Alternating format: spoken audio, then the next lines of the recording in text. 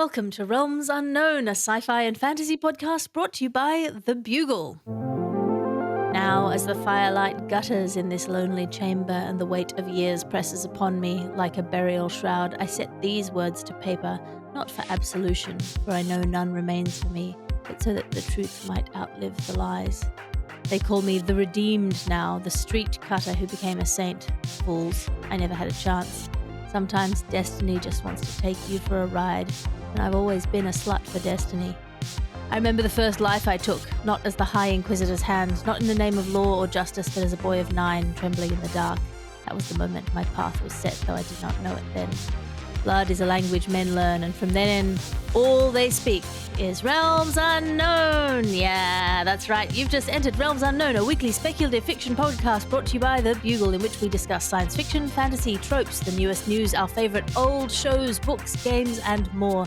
I'm your host, published author and comedian Alice Fraser, and my companion on this journey, the Jaime Lannister to my Brienne of Tarth, the Dalinar Kholin to my Seth Sansan Villano, the Lieutenant Gorman to my Vasquez. It's Jackie Kashian. Welcome to the show. That was glorious. That was beautiful. Yes, dark and twisty and awesome. Hi, how you doing? Hi, I'm well. I'm excited to have you here. We've just got one news section for this week's news section, which is that 2 weeks ago, Brandon Sanderson announced that his new book, Isles of the Emberdark, would be arriving months ahead of schedule. And 90% of all fantasy fans looked reproachfully towards the castle full of money in which George R.R. Martin lives. Are you a Sander fan, Jackie? I enjoy Sanderson. I have to say this. I've read the one that I read Mistborn, and I read Elantris. Elantris was the first one I read. And what I loved about it was that there was one. Hi. And it was done. And then now he's in that universe creating more stuff. And that guy is prolific like nobody's business. It's amazing. He can write faster than some people can read. Yes, Philip Rothfuss might want to take a leaf out of that book as well, because I don't know if you ever read The Name of the Wind. Yes, I did. What a great book! What a great beginning to a trilogy. Wasn't it? And essentially it was just like he took his D&D character and maxed him, and then he keeps telling me more and more about it, and then I was like, how about we just we're there were wolves right outside the inn. Could we deal with those? It's sort of like Martin, where I was like, why don't we spend the entire time at that wall with the creepy ghosts on the other side? The winter ghosts, wolves? Yeah. No, they were wraiths of some sort. The Night Whites or whatever they were called. The I dropped out of George like R.R. Martin actually after I read the first couple of books, and I was like, the third or fourth or fifth time we have an underage girl getting essayed by a family member. It's like, you've made your point, and now it's just your thing, Exactly. It sounds like you're trying to deal with something, and maybe you talked outside the genre. How about that? But I do feel that there's a kind of, you can taste when somebody has started their writing in D&D groups, whether there's a dungeon master set free, and you can also tell when it's someone who came out of fan fiction, and there's like a real fan fiction. Yes. It's like the rule of cool, but it's the rule of like teenage girls would think this was very sexy. Right. What I need is someone with cancer who's also in love with a vampire. Anyway, or he's a vampire, but he has cancer, and then she's going to fall for him anyway and somehow cure both his vampirism and his cancer, but he's still going to be 17 and super hot, but also mature. Well, she cures the cancer and he gives her vampirism, so they live together forever. That's right. Wow, how could I have missed it? My apologies to all fan fiction in the world. Your ad section now, because you can't be what you can't buy. And this episode of the podcast is brought to you by the EcoFlex Murder Shield, the backstabber's insurance policy for when betrayal is inevitable. You know your loyal henchman is plotting against you. Don't wait for the knife in your back. Get the patent-pending EcoFlex Murder Shield. Featured on Shark Tank, the EcoFlex Murder Shield reflects any aggression back on its dealer. Its ethically sourced sorcery and our indentured elf troop will sing to life one tree for every treacherous duke who tries to stab you in the back and gets stabbed in the dick for his trouble. Did Han shoot first, or was he wearing Ecoflex? And this episode of the podcast is brought to you by the Villain Monologue Accelerator, because it's about time you finished what you were saying. Do you waste precious evil schemes on long-winded speeches? Cut your monologue time in half with the Villain Monologue Accelerator. Now, with 50% fewer dramatic pauses, the VMA will ensure you get your frothing rant out before some abbed-up with a righteousness complex comes and stabs you after you thought you'd sharked him to death. You were so sure you'd sharked him to death, you didn't even stick around to watch him actually get sharked. Nobody survives the shark, you said. You wish you had time to say before bleeding out on the floor.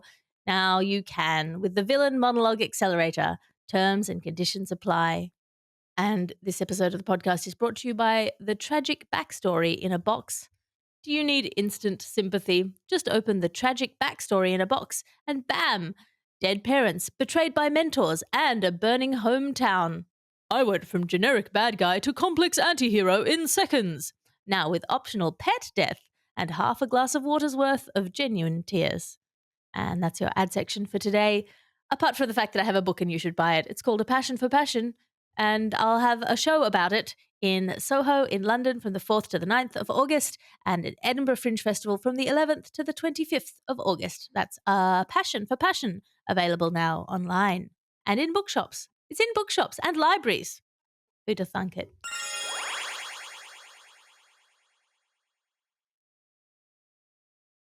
So, Jackie, what have you been into of late? Oh my gosh, all I do is play Clank. I've been doing a lot of board games. And even on Steam I'm doing board games. So Lords of Ooh. Waterdeep and Clank are what I'm playing on Steam, which are literally board games that I'm just playing with my friends over Steam, and also with AI, just playing with just solo play. Actually, I just finished a long story on my criminal. It's a criminal case game on my phone. The team that made it, I can't remember the name of them, but it's just 6 guys in Paris. It's like a very small team made, and it's a find the clues and then solve the crime. But the backstory is always something insane. And I've been playing it off and on for about 10 years. The first time I played it, the end story was that as a cop, you and your team were going to stop the Illuminati. And the one that I just finished, and I don't know that they were timing this right with the fall of democracy in the United States, but it was a Hitler-like character, and we had to arrest him, and then he tried to shoot us, and we just murdered him. It was really one of the reasons what I'm having right now is just the murder. I'm having some trouble with murder in fiction and murder in real life, and I think that the fiction has affected real life. Well, I love that on your Steam, which is the highest possible available technology for gameplay. Don't correct me. One of the highest possible available technologies. You are playing. It's called Steam, which is one of the less recent technologies, and you're Choo-choo. playing board games, which is one of the original technologies for game playing. One OG, as long as I'm not rolling dice or bones and looking at the moon. Sometimes I like to that's what I'm playing on Steam, a game where you roll bones and look at the moon. I mean, that sounds like a proposition. Hey, baby, you want to come roll bones and look at the moon? It's like, again, the original Netflix and chill. Right. I found this weird set of bones. Come on over to my cave. Watch the firelight dance on the cave walls. Anyway. That is delightful. I have picked up, actually, it's sort of like going back into your teenagedom, but I reread Garth Nix's Abhorsen series, Sabriel and Lirael and Abhorsen, that trilogy, which is great, great YA. And then I was in a bookshop the other day and I saw that he has a new series, the Booksellers series. The Left-Handed Booksellers of Bath, I think, was the one. It's the middle one of the trilogy, and I've just picked it up, but I feel like I can't start reading it until I found the first one of the trilogy. But Garth Nix had a deep impact on my fantasy reading in my teenage years, so I feel like, unless he's got significantly worse in the last 20 years, I'm delighted. Probably not. I will say that I am actually re-listening to the audiobook of the Dragon Riders of Pern. Oh. And actually, it's the YA series, the Dragonsinger. and Dragonsong, Dragonsinger, and Dragondrums. Yes. Excellent. So not the Dragon Riders of porn, the Dragon Riders of slightly sexy. Right, the slightly sexier, more available. Though we do find out, I think in the dolphin episode that when the fire lizards go into heat, it'll juice up your humans that happen to be connected to them.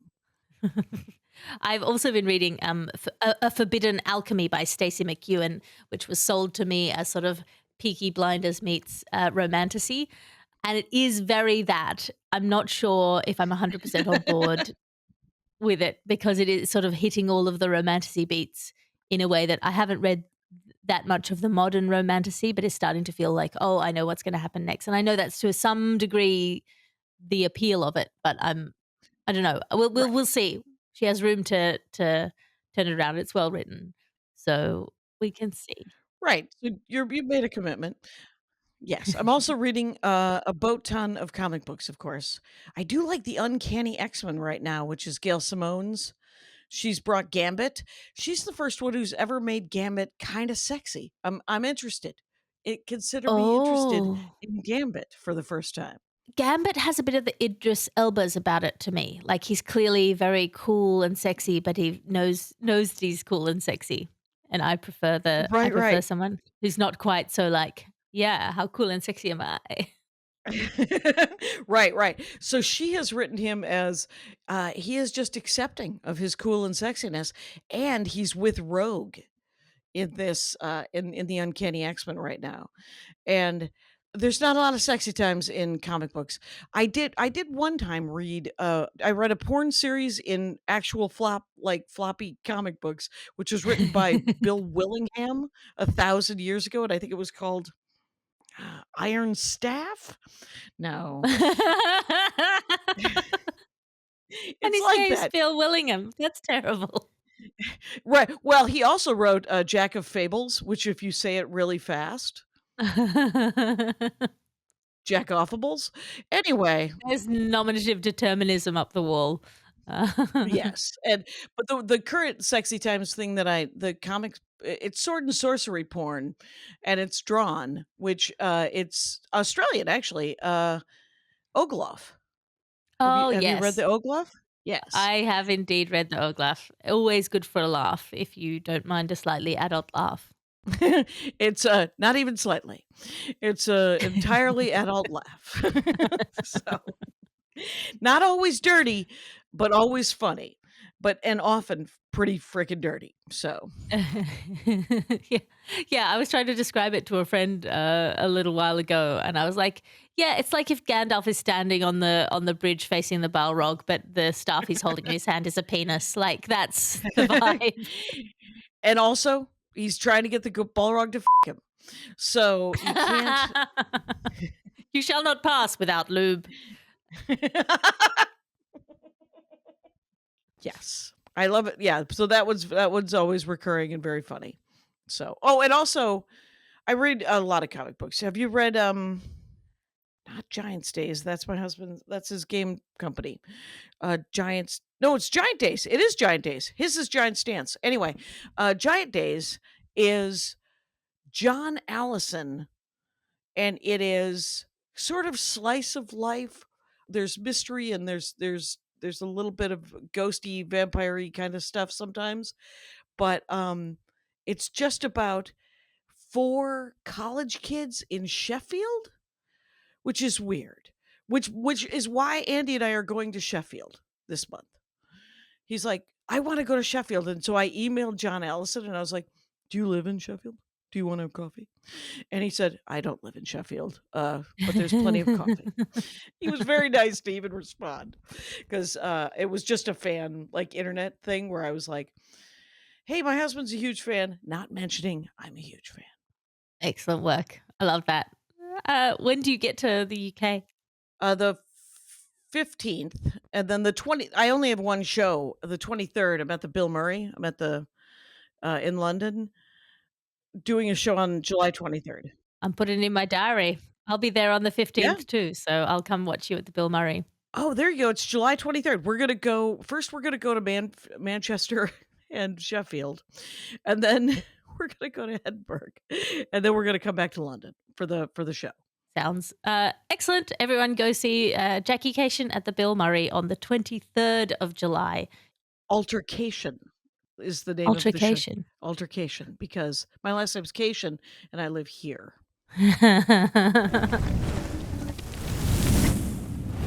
And that brings us to Trope on a Rope, in which we every week discuss a particular trope that we either love or hate, but we certainly notice it every time we come across it. Jackie, do you have a trope on a rope for us? I am completely and entirely consumed by the anti-hero. There's not enough. I want redemption. I want thunderbolts. I want Lucifer. I want Secret Six, Gail Simone's Secret Six, DC Comics. I don't want 100 Bullets, The Boys.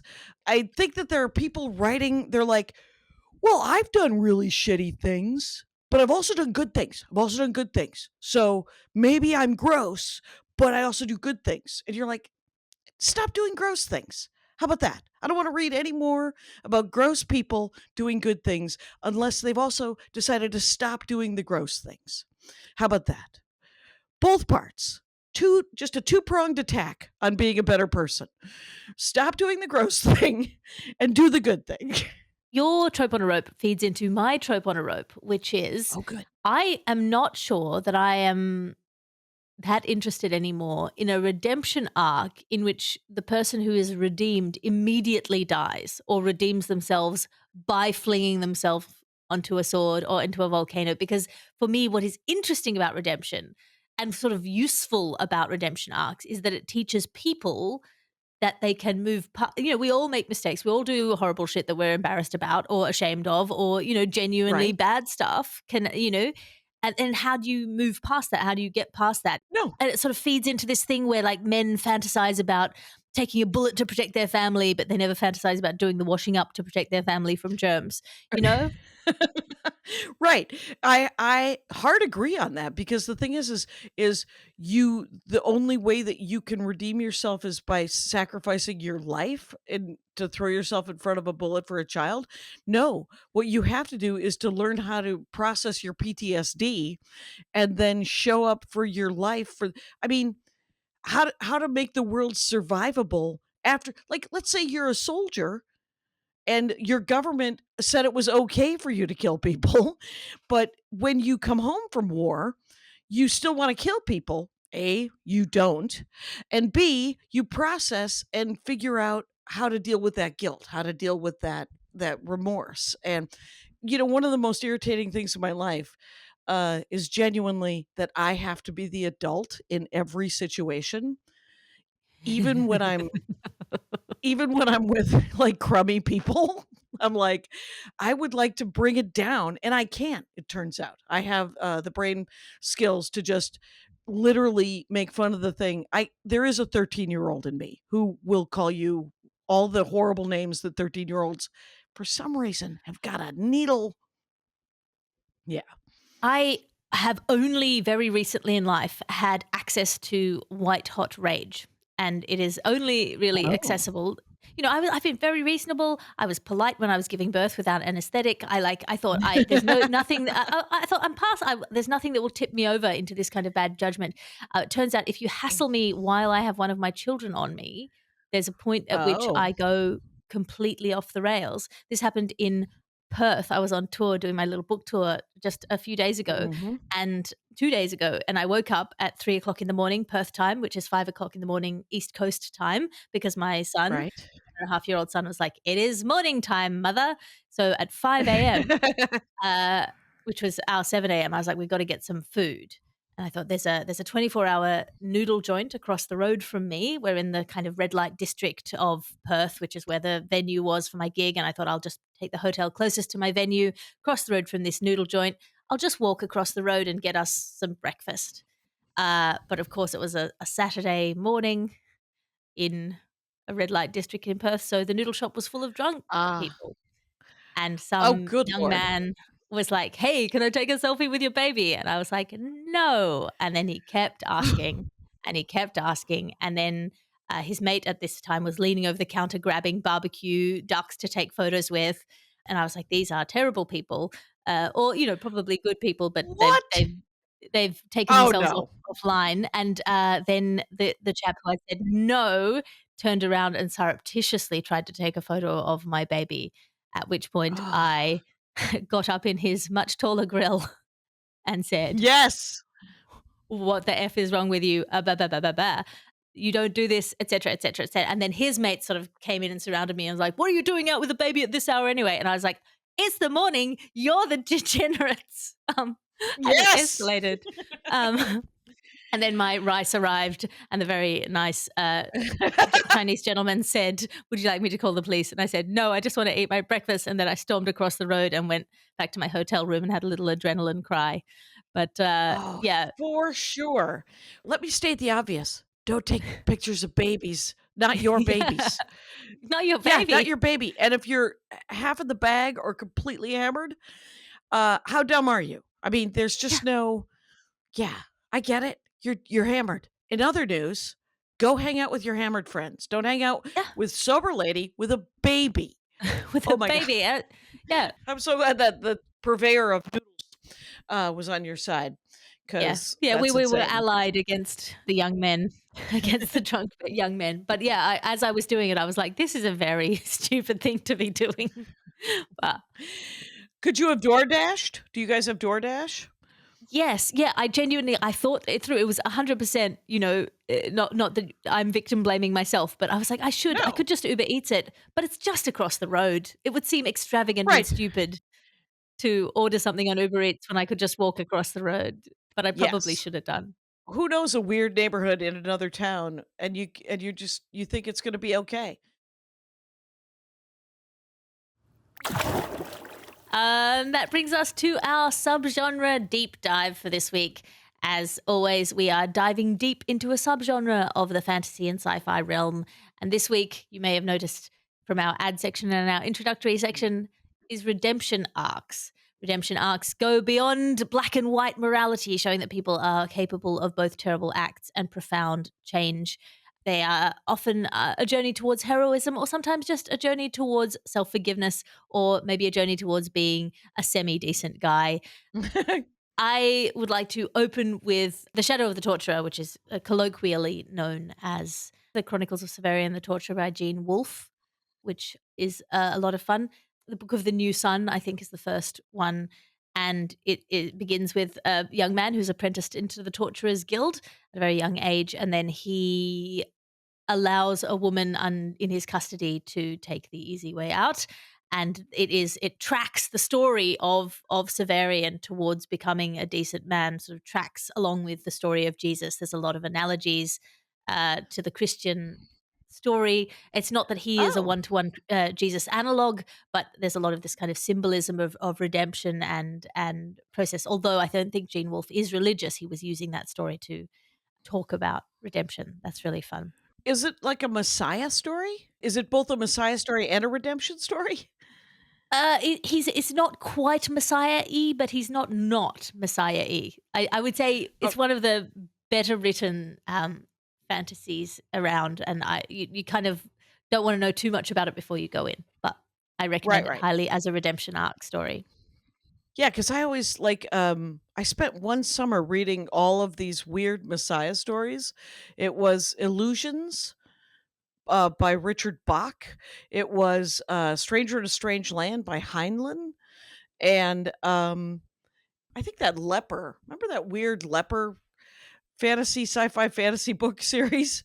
That guy was supposed to be some sort of messiah character, except for that he was such a mess. Putting the mess into Messiah. Yes. I can't tell. Like, I know that Thunderbolts is definitely, or at least the comics for sure, and the movie, were redemption stories, right? Because these were, but the movie was very much characters who had been, by circumstance, turned into villains, right? So there's Bucky the Winter Soldier, there's the Black Widow, there's Red Guardian, there's Taskmaster, ridiculous. I'm not going to spoil that, but that was dumb. And then Ghost, who was raised to be evil. But they all have a chance to become essentially the new Avengers by the end of it. But the redemption story is not, of course, Julia Louis-Dreyfus's story, she plays Valentina, and that character has never redeemed herself in any. She's never been a good guy, and I think in the comic books, I forget who created the Thunderbolts. I thought it was Norman Osborn, because he's another redemption story, though he'll often fall off the wagon and go mad again. But that is mental illness. That I don't think that is possession. Another one I just thought of was in the last Spider-Man movie when all three Spider-Mans were in it. And then they brought back the old Doc Octopus. Ah, yes. And they separated his tentacles from his brain. And then he chose to use his powers for good.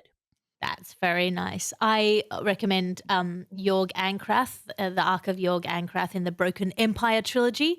It's a Prince of Thorns. He is sort of experiences this very traumatic event as a young man, and then he ends up leading a bandit gang. It's very grim dark fantasy, and he does a lot of sort of irredeemable things at the beginning, and then it's sort of, again, his journey towards sort of more or less saving the world and growing a conscience, because he's a very young man with a lot of kind of power and intelligence, and he uses it for evil. It's a very well written story. I'm not sure if it entirely counts as a redemption arc, but he certainly gets a lot Right. better.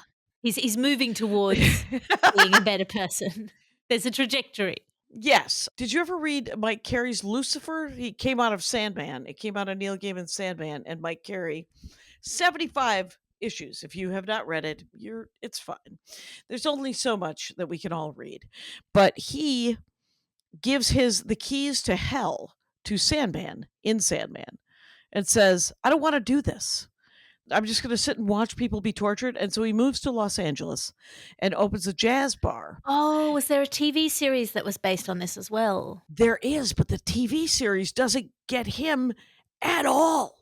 Like literally, all they want is for him to fall in love with some LA cop. And you're like, that is not, because the main point of Lucifer is that the reason he went to hell or created hell was because he was sick of God. And he was sick of God's ineffable plan. He was like, why are these people suffering? Why are these souls suffering? They're doing it to themselves. I don't try to tempt any of them. Some of the demons do, but I don't have time for this. I'm just trying to. And he goes, here's my keys. I'm leaving. You deal with these souls that want to torture themselves. I'm going to LA. And so he gets to LA, and God will occasionally come into this arc and say things like, well, it was in my ineffable plan that you would give up hell. And Lucifer's like, quit saying you called it. I hate you. So I don't know if that's a redemption story too, because his whole dream is that he could create a universe that doesn't have anything to do with the god. And so he eventually tricks this little girl who has this power into doing this thing for him. And you're like, is it redemption? Don't know. Maybe not. Ooh, interesting. I would bring to the table. I'm going to go do a Terry Pratchett, but I'm not sure which Terry Pratchett I'm going to do. I think probably the arc of Moist von Lipwig, which starts in Going Postal, and he's a con artist and a sleazy man, and he gets recruited into sort of the bureaucracy, but the kind of the functional bureaucracy of everyday life, which is really annoying. But he has to run the post office, figure out how to get people their letters. And when people talk about the evils of the government, they're not often talking about like letters just coming to houses, but he has to sort of sort through all of that. And as with all Terry Pratchett, it's like great satire and also a really lovely little character arc. And he's sort of desperately trying to hold on to the things that he loves about being a scoundrel, which is being charming and sort of getting what you want, at the same time as starting to realize the moral weight of some of the things that he's done, which is really fun. I need to read more Terry Pratchett because I vaguely remember that, but he's a great reread. He's a very rewarding reread. And I was going to say, sort of the Hogfather, it's not quite a redemption arc, but Death, the character of Death, moving is sort of so interested in humans and moves towards an understanding of what it is to be human. At the same time Right. as sort of the function of being death means that you can't because it would make your job impossible to do. So that's a really fun character. Not an analogy for neurodivergence, Yeah. but to some degree. Right. Oh, not at all.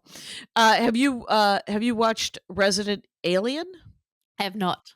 the TV show? He's the guy in it is Alec Tudyk, who played Wash on Firefly. Alan Tudyk, yes, and he plays Alan like Tudyk. he does all these voices. He's the new Disney voice guy as well. He does little weasel characters in almost every Disney movie. Yes, and it's like a sitcom where he plays an alien who takes over the body of a doctor, and he's just murdering people. And as he goes through the series, I think it's in its second season, second series, um, might be third, and but he's learning how to be human, and he's like, I don't know how to cancel the destruction of this planet, but I'm going to look into it, and it's quite it's quite funny and really weird and dark and awesome. Resident Alien. Excellent. Resident Alien. That's excellent. Well, I think the redemption arc is to me a lot more interesting when they actually have to sit with things that they've done and work through what they've done and realize that maybe you're just going to work for your whole life and you'll never counterbalance the terrible thing that you did. Which is why I chose Jorg Ankrath, even though it's not necessarily a clear redemption. And it does fall a little bit into the. I'm not going to do a spoiler, but at the end there's a little bit of the thing that I don't like, but at one point, in order to do the thing that he needs to do, he basically massacres an entire village using Right. nuclear things, and he has nightmares about it. And we have to see him Right. kind of be with that, and it's that is more interesting to me. It's so much more interesting. Yes, it's so much more interesting. And there's a Superman supervillain. You know how Orson Scott Card, speaking of trouble, Uh, Orson Scott Card wrote Ender's Game and Ender's Shadow. yes, So Irredeemable, this is Mark Waid, who has there's no trouble there. Mark Waid's a delight. He is a comic book writer. He wrote a Superman story, but not about Superman. It's called Irredeemable. And there's a parallel story called Incorruptible. And Irredeemable is about the Superman character. What if Superman snapped? What if he finally lost his mind and kills like 1.5 billion people? And so everybody else has to join together to capture Superman and put him down, right? And so Incorruptible starts right when that happens, when Superman, the Superman character snaps, and it's about a supervillain who is like, oh, I guess I'm never going to reach that level of supervillain, so I might as well be a superhero and try to help these guys. And so it is sort of a redemption story in the fact that he stops doing like the first scene. I think he kicks some very young woman out of his bed, and then he moves towards, well, how do I tell the superheroes that I'm willing to help, you know? And then it's a great story, actually. It's a really Mark Waid, Irredeemable, Incorruptible. Incorruptible is actually more interesting than Irredeemable. yeah. Again, that sounds amazing because I've other than a few readers, I won't read Grimdark. A few writers, I won't read Grimdark because it's not to my taste, unless it's funny or done very well. It has to have more to it than just sort of weird torture porn. It's it just depresses me sometimes. But I get that some people think it's cathartic, you know? Yeah, I mean, some people listen to true crime. That's cathartic for some people. Not my bag. Right. Not my bag either, but I get it. It's too true and crimey.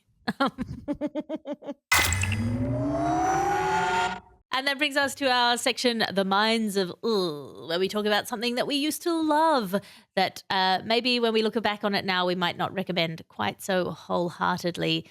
Jackie, have you got anything from The Minds of Ugh? Any number of Rock Hudson and Doris Day movies. How about that? It's pretty obscure. They're romance, but in every single one of them, it's sort of like, you know what else falls into that category that's more modern? You've Got Mail. Because he is literally lying to her and ghosting her and doing all of these. It's not, it's but I loved it. Loved Yeah. it. Was on board. Yeah. Yeah. So 100%. Yeah, I thinking back on it, it's like it's a completely unacceptable story. You're like, "Oh, It's no." complete boo. Not okay. And some things just don't hold up, very sadly, because I loved him. And the same with the Rock Hudson and Doris Day movies. He's always lying about who he is. And and there's like this scene in Pillow Talk where he's pretending that he's gay. And we know Rock Hudson is gay. But so he thought it was probably very funny as an actor to do this. But what she is then forced to do is to force him to have sex at times. And you're like, okay, all right. I think we've all been gaslit like this before. And you're like, you can't blame me. You said you wanted to do it. And I was like, in other news, you lied. That is definitely a candidate for the minds of, ugh. So would you still recommend that people watch it with that pinch of salt? Yes. Yes, I would. Yeah. I'm so sorry. Yeah. I'm so sorry. Yeah, No, give but it a this is the shot. thing. You gotta know what what you're in for. I think for that to that end, my minds of is all of Humphrey Bogart.